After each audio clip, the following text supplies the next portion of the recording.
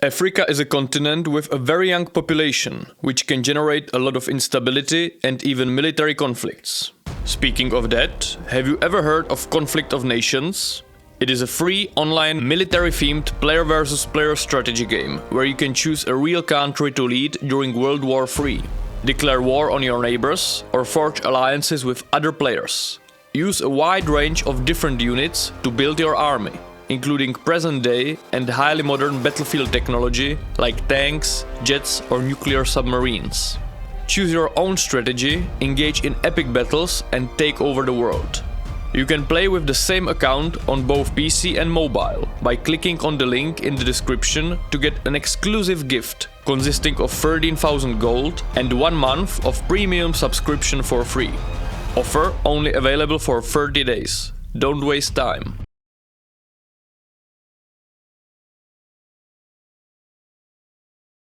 If you run a YouTube channel focused on demographics, it is hardly possible to avoid maybe the most significant demographic process happening on the planet today: the unprecedented population growth of the African continent and, most specifically, its sub-Saharan part. In this video, I will talk specifically about sub-Saharan Africa, since while North Africa is obviously also part of the African continent, ethnically, culturally and demographically, it is more aligned with the Middle East and the Arab world. It is truly hard to comprehend how significant this process potentially is. It is likely one of the most important ethnic shifts happening in the history of humankind, at least since prehistoric times. In 1950, 1 in 14 humans on the planet was African. Today, 1 in 7 humans on the planet is African. According to the projections, in 2050, every 4th human on the Earth will be African, and in 2100, between every 3rd and possibly even every 2nd human on the planet might be African. In 1950, there were 3.5 Europeans and North Americans for every African. By 2100, there could be 4 Africans for every European and North American. However, that does not consider the ethnic shifts happening within Europe and North America, meaning the decline of the ethnic European population as a percentage of the overall population of these countries. In purely ethnic terms, the balance will likely be much higher in favor of Africans. Now, these projections, of course, might be wrong. As I often repeat on this channel, projections are basically only current trends stretched out into the future. Many things could happen that would render these projections obsolete.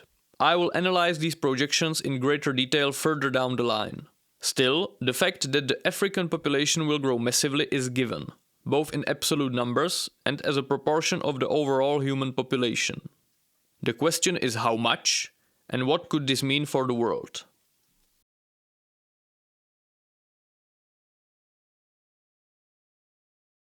To somehow illustrate the magnitude of these potential shifts, let's look at the estimations of the population share of different continents throughout history. Now, once again, these are estimates, so they might not be as precise as we would like them to be. But that is all we have. Between 1 and 1700 AD, the shares of the population of different continents remained relatively stable. That makes sense, since in the pre-modern era, most populations were trapped in a similar demographic conundrum of very high birth rates and very high death rates. There were, of course, some regional differences and specifics. It is, for example, believed that the East Asian region reached relatively early its carrying demographic capacity in the pre-modern era.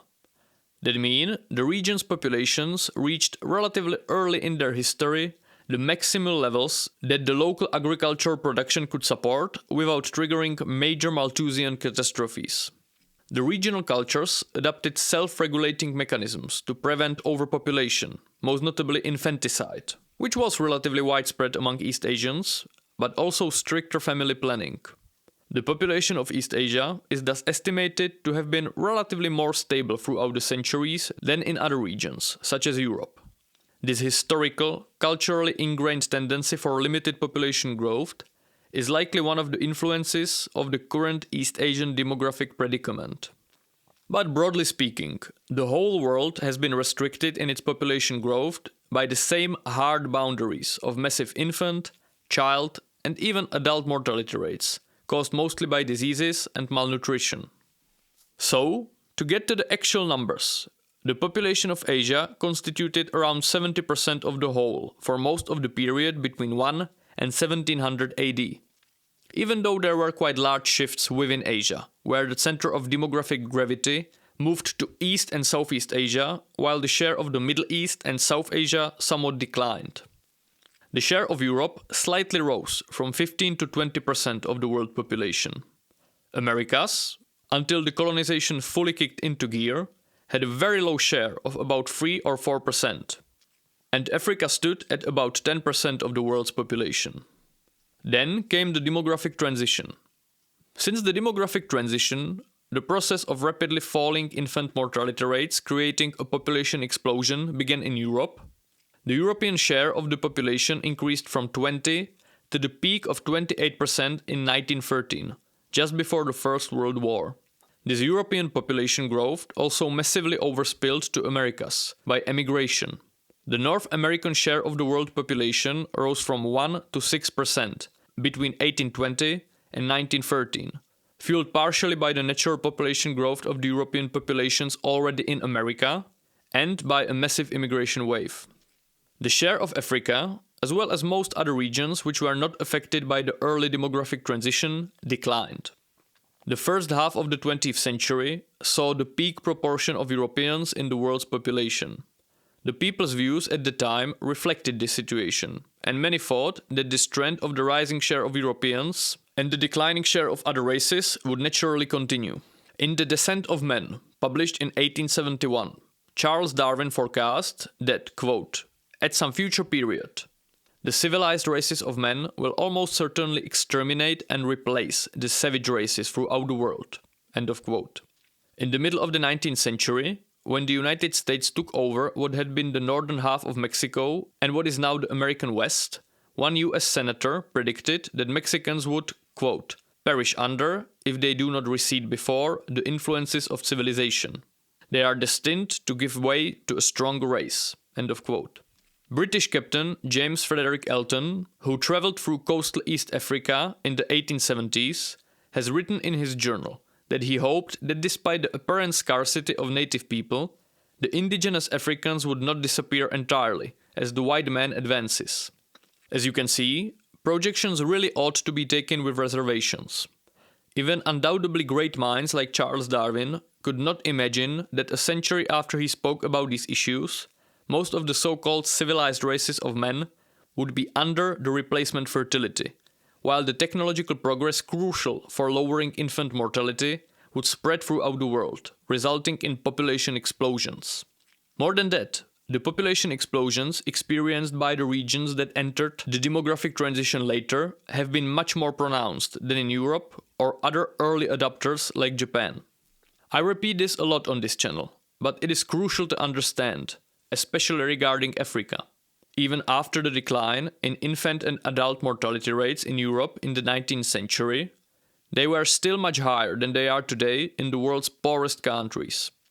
The scientific progress has been so enormous that people in rural Chad today, one of the most impoverished parts of the planet, have higher reproductive success, meaning the number of their offspring that manage to reproduce themselves, than most upper-class Europeans in 1800. That is why most European populations usually managed to triple or quadruple during their demographic transition, while many third world countries that entered their demographic transition almost 2 centuries after it started in Europe might multiply by 10 or even 15 times. This process, the highly unequal demographic developments in different parts of the globe, is one of the most influential sociological phenomena of our times, and it is the root of many issues I am dealing with on this channel. So, in accordance with what I just outlined, the relative shares of different continents started to shift significantly throughout the 20th century and were marked by the increasing share of Africa, South and Central America, the Middle East and South Asia, and the decreasing share of East Asia and Europe. Today, the share of Europe stands at less than 10%, the lowest it has ever been, at least in the last 2000 years when we have some rough estimations. The share of Africa has climbed up to 18%, while the share of Asia is under 60%. So, suppose the projections end up being correct, and the share of the African population climbs up to somewhere around 35% of the world population and possibly even higher. In that case, it will be by far the largest relative shift in recorded, or more specifically estimated, history. Even if we do not look at projections going as far into the future as 2100 and stick to those going to 2050, a relatively short period in terms of demographic projections, Africans will comprise a quarter of the world. Now, Africa is a massive continent. It is 3 times larger than Europe and almost 2 times larger than the whole of Russia. On most conventionally used maps, this is not that visible due to the Mercator projection, which tends to enlarge those land masses that are further away from the equator. But Africa is truly enormous and incredibly diverse, genetically, geographically, and culturally. It is impossible to really deep dive into the massive regional diversity, so I will stick with the generalizations common to the whole sub-Saharan part of the continent. Sub-Saharan Africa is the last massive area of this planet which is in the rapid growth phase of its demographic transition. Another large cluster is centered on the crossroads of Central and Southern Asia, around Afghanistan and Pakistan. However, Sub-Saharan Africa is larger, more populous, and has even higher fertility. There is a belt of landlocked countries starting with Niger in the north and stretching south over Chad to Congo, where the fertility rate is still over 6 children per woman. These 3 countries have a combined population of 133 million, similar to Russia, but they have about 5 times more live births than Russia. These are the poorest backwaters of our planet, the lands through which Charles Marlowe sailed in the famous novel Heart of Darkness, and where most of the population still lives off the land as subsistence farmers. And the demographic patterns reflect this reality. Children are still seen as a valuable source of labor. Only 1 in 5 young women are able to read, and the median age is about 16 years. Most other countries in sub-Saharan Africa have lower but still very high fertility rates. Another hotspot of very high fertility is West Africa. Nigeria, the most populous country on the continent, with 228 million people, had a fertility rate of 4.5 children per woman and recorded 7.5 million live births in 2023. That is more live births than the United States and the European Union combined. East Africa is sort of a mixed bag. You have countries like Somalia, where the fertility is still super high, with over 6 children per woman. But also countries like Kenya, where the fertility rate has steadily declined and is now just over 3 children per woman. The most rapid decreases in the fertility rate were recorded in the southernmost part of the continent, which is also the most developed. Botswana or South Africa, the richest countries in sub-Saharan Africa, have fertility rates between 2 and 3 children per woman. So, the fertility rate in sub-Saharan Africa is declining. But it is declining slowly, slower than anywhere else. In the 1960s, there were a whole bunch of regions around the world where the fertility rate was around 6 children per woman. Sub-Saharan Africa, Northern Africa and the Middle East, East and Southeastern Asia, Latin America, or Central and Southern Asia.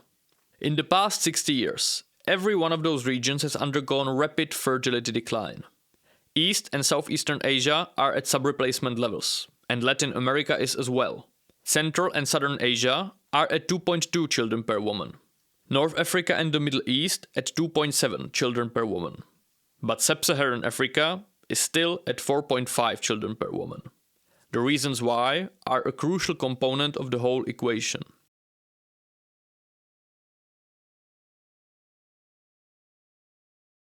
The obvious answer that likely comes to the minds of most of you is that it is because Africa is poor and underdeveloped. And yes, that surely plays a big role. But it isn't the whole story. Even though, broadly speaking, African countries do follow the general trend of declining fertility with increasing wealth, African countries also seem to have higher fertility than many other countries in the same economic bracket. Nicaragua, India, Bangladesh, Cambodia, and the Ivory Coast have very similar GDPs per capita, around $2,700. In Nicaragua, Bangladesh, Cambodia, and India all have fertility rates close to 2 children per woman. Nicaragua, India, and Bangladesh are sub-replacement. Cambodia is pretty close to it. However, the Ivory Coast has a fertility rate of over 4 children per woman. Laos is even poorer than that, similar to Kenya, Ethiopia or Zimbabwe. But it has a significantly lower fertility rate, around 2.4 children per woman. Pakistan is less wealthy than Cameroon, but still has a lower fertility rate by almost a whole child per woman, even though it is still very high. Botswana, the wealthiest African country, has a GDP per capita slightly higher than Thailand or Belarus, two countries that have fertility rates close to 1 child per woman. Now, I know GDP per capita is not a perfect indicator of living standards or overall development. There are always nuances and other factors to consider. I do not think living standards for the average person in Botswana are close to the level of the average Belarusian. Infant mortality rates are much higher in Botswana, and life expectancy is lower. Still, one of the biggest surprises for demographers in the past decade or so was how many states see rapidly declining fertility rates even though they are still very poor by global standards. Possibly due to the massive spread of information through the internet and digital devices, people now might access the internet on their smartphones before they get access to indoor plumbing, which massively accelerates cultural change. The phrase "getting old before getting rich" was often brought up regarding China, but it will likely get a completely new meaning in the context of countries like Laos, Nicaragua, Cambodia, Bangladesh or Sri Lanka, whose fertility rates either are already sub-replacement or are almost certain to reach that level in the near future. But so far, Africa has not really experienced any such cases. No country in the region is on its way to becoming old before it gets rich. They might not become rich, but it does not look like they are on their way to becoming old either. Now, the question is whether Africans are inherently more pronatalist than other populations. One explanation suggested by demographers is that Africa has for a long time been underpopulated due to very high death rates and partially also persistent use of Africans as slaves by various other groups. To quote Paul Morland, "In such an environment, with plentiful land, but a shortage of people and high mortality rates, any culture or society without a fiercely pronatal ethic would simply not have survived." This is in contrast to places like China, where a shortage of land created a culture in which, once a smaller family was possible, the option was eagerly taken up. It may just be that Africans, or at least some of them, really are more pronatal than Asians or Europeans. End of quote. So, he puts Africa into this sort of contrast with East Asia, the most notoriously low fertility region on the planet, where the historically higher population densities led to a culturally ingrained inclination for small family size, as I alluded to previously in the video. Researchers also point out that the ultra-high fertility in Africa is concentrated in rural areas, which are remarkably remote and physically disconnected from urban areas much more significantly than in Asia or Latin America. Another factor that might play a role is religion. Now, I want to make a video in the future on how pronatalists are different large world religions. It seems that Abrahamic religions are significantly more pronatalist than other major world religions like Buddhism, Hinduism, or the East Asian quasi-religious, quasi-philosophical teachings. The correlation seen between religiosity and fertility in Christian, Muslim and Jewish countries does not exist in Buddhist or Hindu countries. In religious traditions that encompass liberation from the vicious cycle of life and death as the highest spiritual goal, it makes sense that pronatalism would not be as strongly present. Now, sub-Saharan Africa is divided between Islam and Christianity, with a strong influence of various folk animistic traditions. All three value systems are exercising pronatalist influence on the populations. However, all things considered, it seems that Islam is likely the most actively pronatalist religion. The reasons why are hard to assess, since we have multiple layers of complexity here in work, between religion's influence on natality, its influence on economic development, and also the inclination of societies with different religious traditions to secularize at different speeds.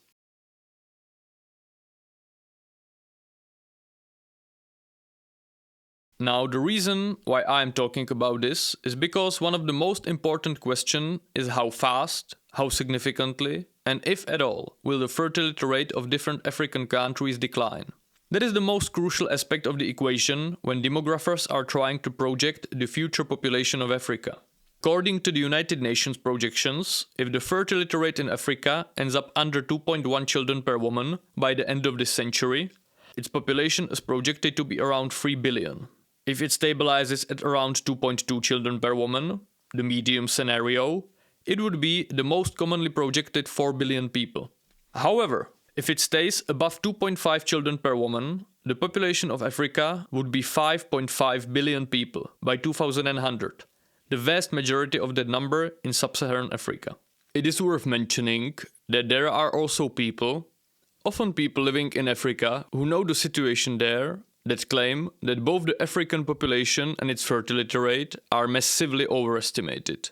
Different provinces of Nigeria, for example, allegedly hugely overestimate their population, since financial transfers are based on the population numbers. The overall data collection in Africa is very poor or non-existent. So, there is also this possibility to keep in mind, and it would obviously completely change the whole equation. I will, however, stick with the official population estimated by the UN, since that is the consensual view among the vast majority of demographers, even those who study Africa, and I cannot just disregard that.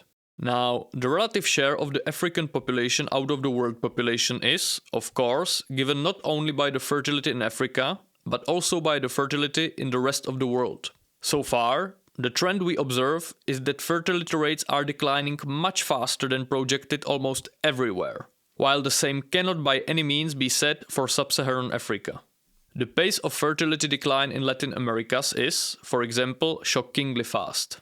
It is entirely possible, and I would argue that even likely, that India might fall to very low fertility levels of around 1 child per woman, and might see a staggering decline in population further down the line. However, the fertility rate in sub-Saharan Africa is still close to 4.5 children per woman on average. So, it is the interplay of these two factors, the development of fertility rates in Africa versus the development of fertility rates in the rest of the world. Now, there are also other projections than those of the United Nations, like those from the Wittgenstein Center for Demography and Global Human Capital, the Institute for Health Metrics and Evaluation, or the Club of Rome projection. These projections are usually lower than those from the United Nations, since they try to add additional factors into the mix, such as educational levels, the use of contraceptives, and economic and ecological factors. However, I tend to stick with the United Nations projections, and I will tell you why. They are purely demographic. They take the current trends, the fertility rate and pace of its decline or increase, the rising or declining infant mortality and life expectancy, and so on. And they just tell you, if the trend stays relatively similar to today, the population will be X. If it increases or declines by a certain amount, it will change accordingly. More than that, when we look at the projections of the United Nations from the past, for example from the 1980, they have been pretty on point. They are what they are, projections. They do not try to predict future developments in ecology, economy, geopolitics, or other areas. I believe that to be a futile exercise, since the human mind cannot compute the unbelievably complex whirlwind of trends and black swans affecting demographics, since we most likely do not even know many of those. For example, the projection by the Club of Rome says that the world population will peak much earlier, around 2050, and will start declining after that. Based on the influence of economic and ecological factors on the fertility rates in Africa, they predict that the African population will be lower in 2100 than it is today, less than 1 billion people. But the Club of Rome has been notoriously alarmist for decades. In their famous study Limits to Growth from 1972, they predicted that exponential consumption created by growing populations getting richer would deplete important non-renewable resources such as oil, natural gas, copper, tin, and lead before the year 2000. That obviously didn't happen. In a similar fashion, the 1968 book The Population Bomb by Paul Ehrlich envisioned mass famines worldwide due to population growth exceeding food production. These predictions also failed to materialize. Both works are, to a certain extent, Malthusian in their nature. Malthusianism is a theory that population growth is potentially exponential, while the growth of the food supply or other resources is linear, which eventually reduces living standards to the point of triggering a population decline. This event, called a Malthusian catastrophe, has been predicted to occur if population growth outpaces agricultural production, thereby causing famine or war. Now, the problem with Malthusianism is not that it is inherently wrong, but that it is usually correct retrospectively, and it fails to predict the massively increased capacity of humans to increase their resources, and humans proved to be massively capable in this regard. So, while Thomas Malthus has been relatively correct with his theory in describing how things were up to that point, he had failed to predict what was just brewing under the lid in his home country of England: the Industrial Revolution and the connected progress that kick-started the demographic transition, and basically put his theory to obsolescence. That happened to most of the other similarly thinking people. So, it is hard to say how things will turn out. I know that many people are very certain that the population of Africa just cannot grow to the gargantuan numbers that are projected. The hard limitations connected to food and water security and so on just won't allow it, especially if the region will be hit hard by climate change. And maybe, I just do not know. I am not an expert by any means on these sorts of issues connected to global agriculture or water supply. Peter Zeihan, who talks about these issues a lot, says that the most endangered area in this regard is North Africa and the Middle East, not Sub-Saharan Africa, where the technological progress in agriculture was milder, and they, thus consequently, have not so much to lose from the potential breakdown of fertilizer imports and so on. And while I am not by any means a believer in infinite progress, an idea that is insane from a historical perspective, it is also not by any means given that the massive collapse must occur in the immediate future. We have been very wrong about this many times, so let's stay humble.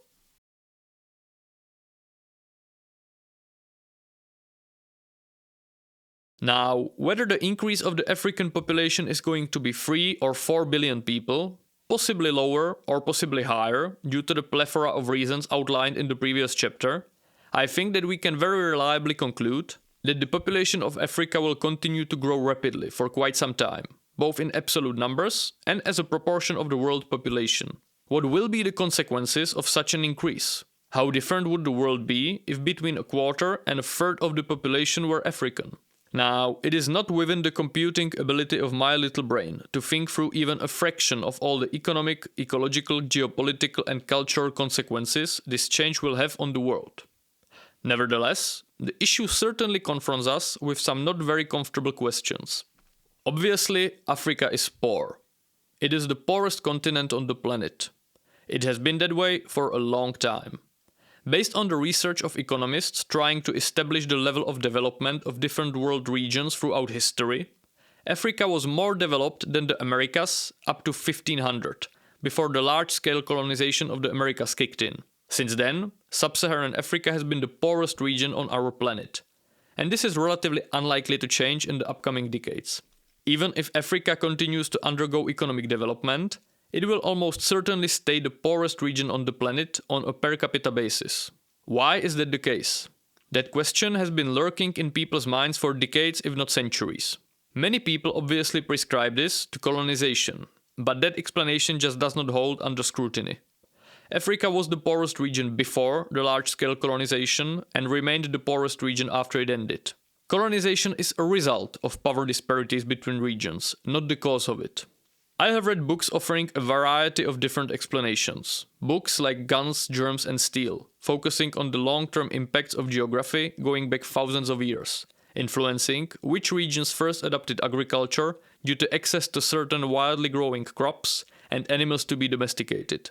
Books by Thomas Sowell, focusing on the immense influence of cultural capital accumulation on the fortunes of different groups, who nevertheless also stress the importance of geography, mostly as a hindrance or, on the other hand, a facilitator of the cultural exchange. And yes, I know you are all waiting for it. Even books like The Bell Curve by Charles Murray or Race Differences in Intelligence by Richard Lynn, that focus on the hereditary differences in IQ scores between different groups. Now, the arguments laid out in all of those works are appealing. Moreover, they are not by any means mutually exclusive, and they likely influence each other. The geography of Africa, full of massive deserts, deep rainforests, non-navigable rivers, and a coast lacking natural ports, definitely makes development very hard, and small differences from thousands of years ago do massively compound over time. The relative isolation of most of Africa from the rest of the world surely hindered the transfer of cultural capital throughout the millennia, and cultural capital is indeed crucial. I mean, according to research, the IQ of Eastern Europeans is more or less similar to that of Western Europeans. And yet most of the region's population has lived in abhorrent poverty in comparison with Northwestern Europe for centuries, and many still do. So, culture and geography undoubtedly do matter. But yes, it would be dishonest to pretend that the IQ of the population likely does not play a role as well. I mean, the question of IQ disparities between different world regions is not really disputed. The controversial debate is about the nature versus nurture aspect of it. If it is retractable through education, nutrition and stuff like that, or not. Luckily for me, I can sort of bypass this minefield, because if you think about it, the question of nature versus nurture in regards to IQ is relevant mostly in countries like the United States, where different groups coexist, they have different outcomes, and there is a big debate about the amelioration of these outcomes by public policy. But in Africa, it doesn't really matter. If Africa is poor mostly because of geography, well, the geography won't change anytime soon. If it is mostly because of culture, well, cultural evolution takes a long time as well. It is not like Africans are likely to develop a Protestant work ethic Max Weber wrote about, or the East Asian style exam-based culture overnight anytime soon. So, whatever the reason, the central issue remains the same. An absolutely disproportionate amount of technological progress of humankind as a whole comes from a very small number of countries. In 2020, 80% of triadic patents, meaning those patents registered in the three most important world patent organizations, the US, the EU and the Japanese ones, were produced by only 6 countries: Japan, the United States, China, Germany, France and South Korea. The vast majority of the rest is produced by other Western or East Asian countries. Now, the problem that many people likely think of is following. The population of the countries producing the vast majority of humankind's technological achievements will decline throughout this century, often rapidly so. And the population growth will happen almost exclusively in countries which, for whatever reason it might be, do not produce almost no technological progress. Japan produced nearly a third of all triadic patents in the past 30 years, while Nigeria produced none. In 1950, there were more than 2 Japanese for every Nigerian. Today, there are almost 1.5 Nigerians for every Japanese person, and by 2100, the UN expects Nigerians to outnumber Japanese people by 9-1. Doesn't it mean that the overall technological output of humankind will decline substantially? Well, yes, that is sort of a logical conclusion, and it is probably pretty likely. Nevertheless, let's stay humble and hope for the best. As Gandalf said, "For even the very wise cannot see all ends."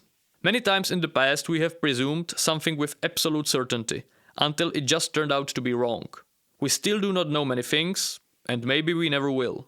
The issue is not that Africans have many children, it's that the other groups do not have nearly enough. That is what should be our central focus. We should all hope that African nations will find ways to reasonably prosper in this century, both because of goodwill and due to pragmatic reasons.